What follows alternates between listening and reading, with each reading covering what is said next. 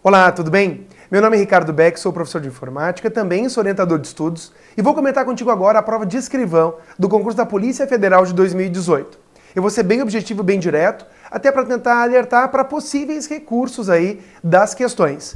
Se você for comparar com a prova de papiloscopista, que estava uma prova mais fácil, acho que até eventualmente mais fácil que a prova de agente, com um detalhe ou outro interpretativo. Mas vamos dar uma olhada nisso diretamente aqui nas questões. Dá uma olhada. A primeira questão diz assim: acerca das características de internet, intranet e rede de computadores, julgue os próximos itens. O URL, Uniform Resource Locator, é um endereço virtual utilizado na web, que pode estar associado a um sítio, um computador ou um arquivo. Certo? Sem muito desespero. Para quem acompanhou as aulas, falamos bastante de URL, então sem muito mistério. Depois diz: a internet pode ser dividida em intranet, restrita aos serviços disponibilizados na rede interna de uma organização. Tudo bem. E extranet com os demais serviços. Exemplo, redes sociais, sítios de outras organizações. Nesse caso, o conceito de extranet está errado. Lembrando do que vimos durante as aulas, para quem acompanhou o curso. A internet e a intranet são a mesma coisa do ponto de vista técnico, só que a intranet ela é corporativa.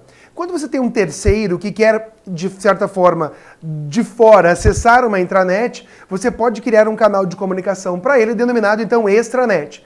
Então dá para ver que não tem nada a ver nessa questão. Depois, a sequência trouxe. Então aqui, essa errada mesmo. O modelo de referência de rede TCP/IP, se comparado ao modelo OSI, então TCP/IP basicamente com 4 camadas, o OSI com 7 camadas, não contempla a implementação das camadas física, mais de baixo, de sessão e de apresentação. Então, se você for observar, algumas camadas realmente elas foram arrancadas ou fundidas para você sair de 7 para 4 camadas. Dá uma olhada aqui, ó. Esse é o modelo de referência OSI e aqui o TCP/IP. Você vê que a camada física e de enlace se tornam uma, aqui ó. E você observa que a de apresentação e de sessão se fundem a de aplicação e forma essa parte. Então, voltando à questão, física e sessão de apresentação, elas se juntam, que não contempla a implementação, porque se você for observar, a física, ela juntou com a de enlace, então ela não é representada, nem a de apresentação, nem a de sessão. Portanto, de uma forma geral, você vê que essa questão está correta, tá? Então, a gente falou bastante sobre isso, inclusive na revisão, eu trouxe o modelo de referência, falei sobre as camadas, então era algo que você deveria saber. A internet e a intranet, devido às suas características específicas, operam com protocolos diferentes, adequados a cada situação. Totalmente errada a questão. Então aqui já dá para observar que a prova não estava tão difícil. Estava direta, estava teórica, tranquila, até então. Houve um detalhe ou outro, mas até então estava bacana. Depois diz: as informações do DNS, Domain Name System, estão distribuídas em várias máquinas. Sim, pelo mundo inteiro, num banco de dados distribuído. E o tamanho de sua base, ele é ilimitado, ele é mundial. Se eu for analisar hoje, o ilimitado deixou todo mundo confuso, mas não, ele é ilimitado. Não é um servidor DNS no mundo, são vários DNS, tende a ser ilimitado, tá? Na sequência eu tenho: a respeito de sistemas operacionais e de aplicativos de edição de textos e planilhas, julgue os itens a seguir. Devido à capacidade ilimitada de linhas em suas planilhas, é ilimitada? Não, é um pouco mais de 1 milhão de linhas. Então, não é ilimitada. O aplicativo Excel pode ser utilizado com um banco de dados para tabelas com mais de 1 milhão de registros. Se não fosse ilimitada, a questão estaria certa. Porque o Excel, em cada planilha, tem mais de 1 milhão de registros. Mas a capacidade é ilimitada nas suas planilhas. Não é ilimitada. Então, nesse caso, o ilimitada deixa a questão errada e a gente concorda daí com a banca com o gabarito errado. Depois ele diz: o Windows e o Linux são exemplos de sistemas operacionais de núcleo mono, de um só, um arquivo só, monolítico, em que o único processo executa as principais funções. Os sistemas operacionais atuais, eles acabam sim possuindo kernels, núcleos monolíticos. Então essa questão está correta. Alguns autores podem trazer do Linux não ser monolítico. Eu acho difícil a banca aceitar esse tipo de recurso. Então eu vejo essa questão também super difícil, sem dúvida alguma, era uma questão daquelas, tá? Então questão pela banca correta. Vamos agora para a próxima. No Word, as macros são construídas com o uso da linguagem de programação Visual Basic Office? Não, é VBA, não VBO. Muito difícil ver o CESP trazer um tipo de situação como essa. Eu sempre disse nas minhas aulas, ele não mente quando estiver em parênteses. Foi a primeira vez na minha vida que eu vejo o CESP escrever uma coisa do lado diferente. Então, na verdade, Visual Basic for Office não tem nada a ver. Então é VBA, questão errada, também dessa sequência de questões difícil. Eu disse para você que estava mais fácil, mas é que realmente, se for comparar proporcionalmente o número de questões difíceis, todos os cargos tinham suas dificuldades. Mas claro que tem questões mais fáceis, né? Veja lá a próxima. A técnica de swapping consiste em transferir temporariamente um processo da memória para o disco do computador e depois carregá-lo novamente na memória. Está certo, tá? Está certo. Tem a ver aí com a parte de sistemas operacionais, mas eu diria, esse swap de memória tem muito a ver também com Linux, enfim. Eu até pensei, puxa, tinha que ter um recurso, mas não tem o que fazer. São termos difíceis, talvez algumas questões trouxeram mais fáceis aqui em escrivão, mas algumas eles pegaram bem pesado, como essa aqui. Então é uma questão bem difícil também, e ela está correta. A próxima questão diz, acerca de redes de computadores e segurança, julgue os itens que se seguem. Uma das partes de um vírus de computador é o mecanismo de infecção, que determina quando a carga útil do vírus será ativada no dispositivo infectado. Eu concordo com a banca, está errada a questão, tá? Se você for analisar e tentar cavar um recurso, até vale. Eu não gosto muito quando o CESP começa a deixar muito interpretativo. Porque ele diz ali, ó, uma das partes de um vírus de computador é o mecanismo de infecção. É uma das partes. E esse mecanismo determina dependendo do vírus, sim.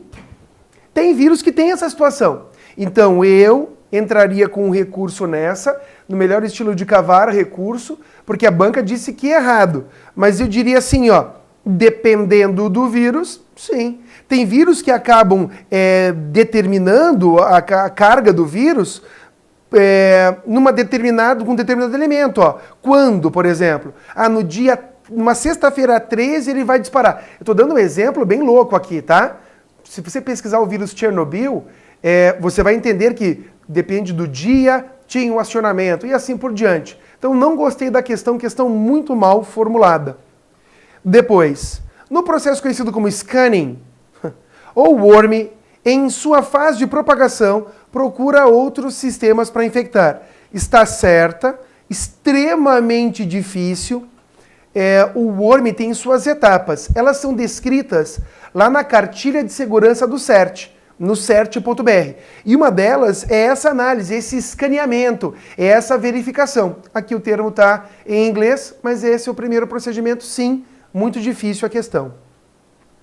Depois eu tenho um firewall, implementa uma política de controle de comportamento para determinar que tipos de serviços de internet podem ser acessados pela rede. Na verdade, ele não vai verificar o comportamento, errado. Ele pode ver aí o tráfego, né? Vamos pensar no tráfego. É isso que o firewall vai fazer. Então, questão errada. Próxima. Os aplicativos de antivírus com escaneamento de segunda geração utilizam técnicas heurísticas, lembra de comparação? Para identificar códigos maliciosos. Certa questão. Comentamos aí sobre a técnica de heurística. Até brinquei que a gente poderia usar até num caça-palavras, essa palavra, né? A próxima diz: os softwares de spyware têm como principal objetivo adquirir informações confidenciais de empresas? E são usados como uma forma de espionagem empresarial? E o que eu vejo aqui é aquele velho lance do CESP, tá? O principal objetivo dele não é esse, errado. Os spywares, os keyloggers, os os keyloggers, os screen loggers, eles têm a finalidade de buscar dados, de espionar dados de qualquer pessoa, não só de empresas. Tá? Então, nesse sentido, seria uma das situações, mas o principal objetivo não. Depois, julgue os seguintes itens a respeito da computação em nuvem e da teoria geral de sistemas, TGS. Um sistema com entropia, com bagunça interna, não funciona corretamente, certo? Nossa, falamos demais nisso, né? O que eu falei de entropia nos cursos não está escrito. Então, certo. Depois, ou melhor, está escrito no curso. Olha lá, ó. Em função da necessidade de acionamento de fornecedores, a computação em nuvem demora mais do que a computação tradicional para colocar novas aplicações em execução. Nesse sentido, erradíssimo. A mobilidade que se tem hoje com a computação em nuvem é absurda. Aí eu tenho, na computação em nuvem, então essa questão é errada. Na computação em nuvem, elasticidade é a capacidade de um sistema de se adaptar a uma variação de carga de trabalho, quase instantaneamente e de forma automática. Esta é a grande característica da computação em nuvem. O meu servidor de vídeos está em nuvem. Se eu tiver uma demanda de 100 pessoas assistindo, ele vai dimensionar para 100. Se for em 1000, ele readequa, sem eu ter que mexer. Tá? Então tem essa elasticidade sim. Um exemplo para você. De acordo com a TGS, na realimentação de um sistema, a saída de um processo torna-se a entrada do processo seguinte? Não necessariamente. Não, pode ser a resposta? Então, não necessariamente. Errada. Em seguida, então aqui errada. Diz lá, julgue os itens a seguir a respeito da teoria da informação e de metadados de arquivos. Todas as informações geradas a partir de um sistema de informação de uma organização são considerados como dados da organização. Não, não tem nada a ver isso, está errado. Cuidado com esse lance do todas aqui, tá? Tem uma série de outras informações que não são dados da organização. O conhecimento é embasado na inteligência das informações, que são coletadas e analisadas por uma organização. É bem essa a situação do conhecimento? A inteligência das informações? Está errado aqui. Lembre-se daquele fluxo que falamos bastante. Você tem o dado, que, digamos assim, é uma situação simples. O dado contextualizado vira a informação, que é um dado contextualizado. De nada adianta a informação se não souber aplicá-la, que é o conhecimento, tá? Então, é mal escrito, né? É embasado na inteligência com que você usa as informações, que são coletadas e analisadas por uma organização. Então, até poderia tentar um recurso aí dizendo que estava mal escrito, que ele não deixou claro esse fluxo de dado, informação e conhecimento. Né? Caso você tenha errado, vale o risco. Na sequência, você não está vendo nada, agora você está vendo. Vamos lá. Você tem ali, ó, em arquivos do formato ou no formato XML, as tags, as etiquetas, não são consideradas metadados. Veja, não são consideradas. Errada a questão. As etiquetas, as tags, por exemplo, eu uso, vamos pensar assim, ó. Eu uso o Firefox, que eu posso colocar etiquetas indicando cada site. Ela é sim um metadado, ela é uma característica que indica alguma coisa, certo? É errado, né? Então, não, certo por isso, mas é que elas não são consideradas sim. Esse não está furado. Na gestão de documentos digitalizados, os arquivos são criados em formato de imagens, tudo bem. E seus atributos são armazenados em metadados para facilitar a pesquisa e a localização desses arquivos. Perfeito? Tem vários elementos, como tamanho, data de criação e assim por diante. Então, certa a questão de metadados. Então, veja, uma questão fácil. Depois, em um Big Data, alimentado com os dados de um sítio de comércio eletrônico, são armazenadas informações diversificadas, que consideram a navegação dos usuários, os produtos comprados e outras preferências que o usuário demonstra nos seus acessos. Tendo como referência as informações apresentadas, julgue os itens seguintes e diz: o Big Data consiste de um grande depósito de dados estruturados, ao passo que os dados não estruturados são considerados data files. Errada. Os Big Datas, eu falei isso 1000 vezes. Eles são compostos tanto por dados estruturados, que você pode encaixar numa base de dados, como também por dados não estruturados, aqueles que ficam aí, vamos usar a palavra dispersos, né? Então você vê aí a resposta errada. Próxima.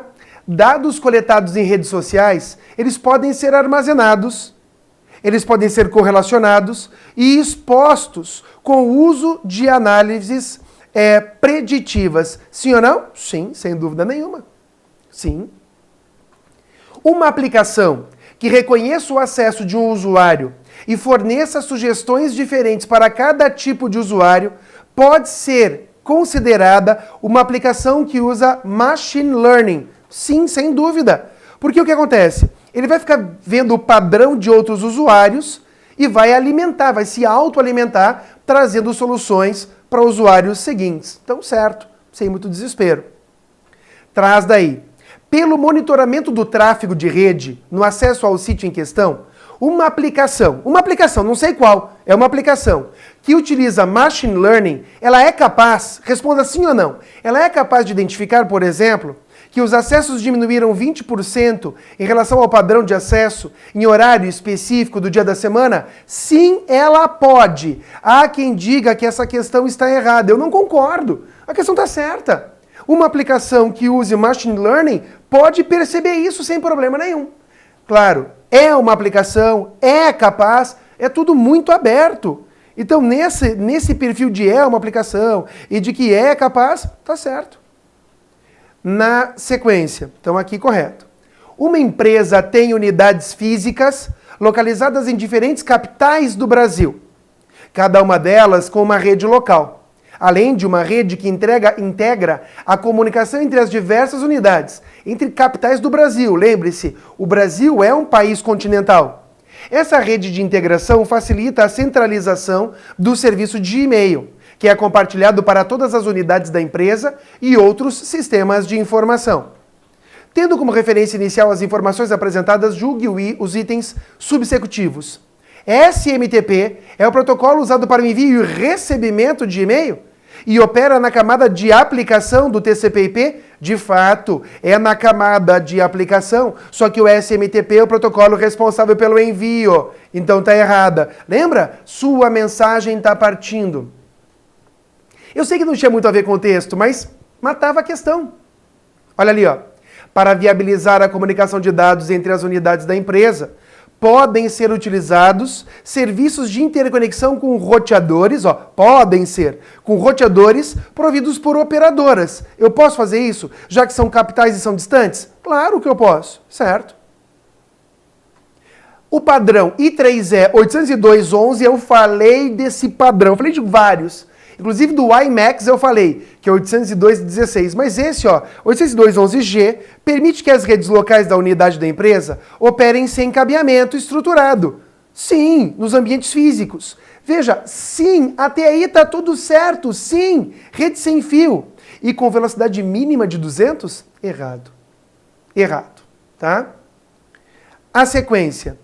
Se as redes locais das unidades da empresa estiverem interligadas por redes de operadoras de telecomunicação, então elas formarão uma WAN, uma Wide Area Network. Certo. Muitos contestaram que poderia ser uma MAN, mas veja, capitais. Pega Natal e Curitiba, isso tem que ser uma WAN, não dá para ser uma MAN, que tem 50 a 60 quilômetros. Então essa questão que trata do alcance das redes está correta. Agora, indo para a próxima. Deixa eu pegar aqui. Então, essa aqui é 90. Definir, a 90 era certa. Definir os processos de acesso ao meio físico e fornecer o endereçamento para a camada de aplicação são funções do controle de acesso ao meio físico MEC. Errada. Porque eles iam cobrar e sobrou para a prova de escrivão. Por quê? Nós temos lá a camada física, depois nós temos a camada de enlace, e a camada de enlace é dividida em duas partes, a LLC e a MEC, do endereço físico. Endereçamento para a camada de aplicação lá para cima? Errado, tá? MEC está aqui na camada de baixo.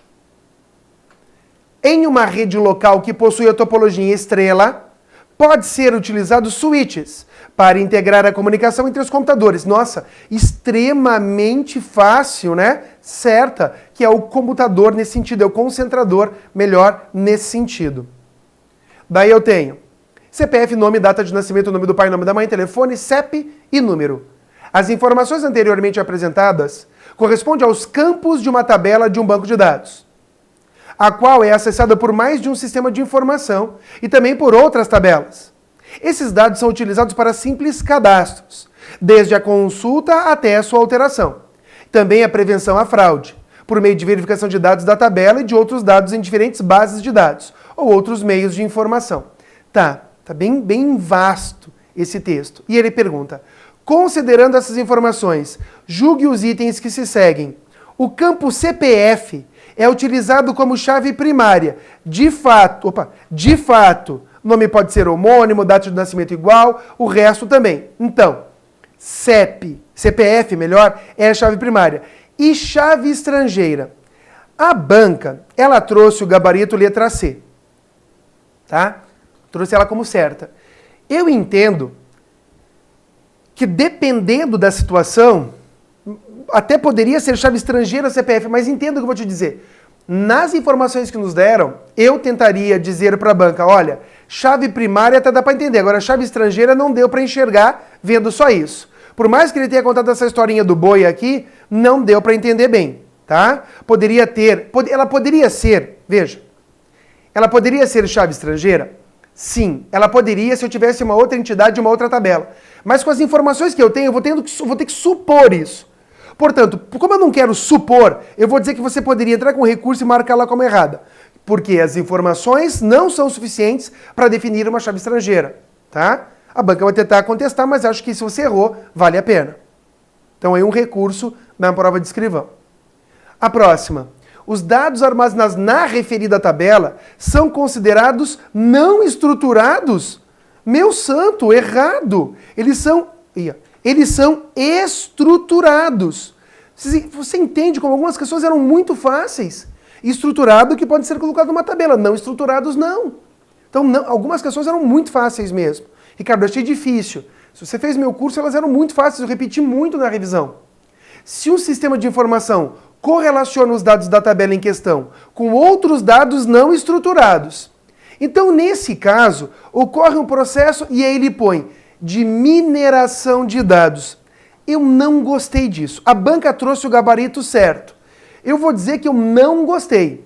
Porque esse contexto assim, esse conceito bonitinho, correlaciona os dados de uma tabela em questão com outros que não estão estruturados. Então, nesse caso, eu não gosto do processo mineração de dados. Eu acho que o certo era chamar de Big Data, talvez. Então, eu tentaria colocar como errada essa questão, trocando o termo mineração para Big Data. Tentaria cavar um recurso nesse sentido. A referida tabela faz parte de um banco de dados relacional. Aí a gente vai ter que entender que sim, ela deve estar se relacionando com outras tabelas, outras entidades, apesar de não estar vendo ali, dele ter colocado no texto.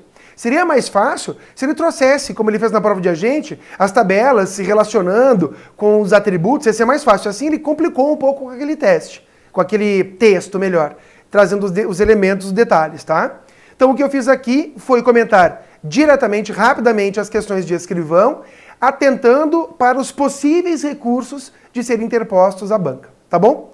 Lembrando sempre de que você se inscreva aqui no meu canal do YouTube, para que sempre que eu publique um novo vídeo você seja avisado, para que você também me siga lá no Insta, @profRicardoBeck, e também para que você se inscreva, caso não faça parte ainda ali do IPL. Sempre no rodapé das minhas apresentações tem ali, ó, número 41991831327, manda uma mensagem lá dizendo, oi, eu quero participar, eu sou das carreiras policiais, sei lá, eu sou da Polícia Federal, eu quero receber dicas, é gratuito, claro, dicas em áudios semanais. Então entre em contato lá, se inscreve, é uma maneira bacana de você, volte e meia no teu telefone, receber um áudio aí de uma dica importante para a prova que você venha a fazer, tá bom? Então um grande abraço para você, boa sorte nos recursos, qualquer coisa, estamos aqui à disposição. Até mais!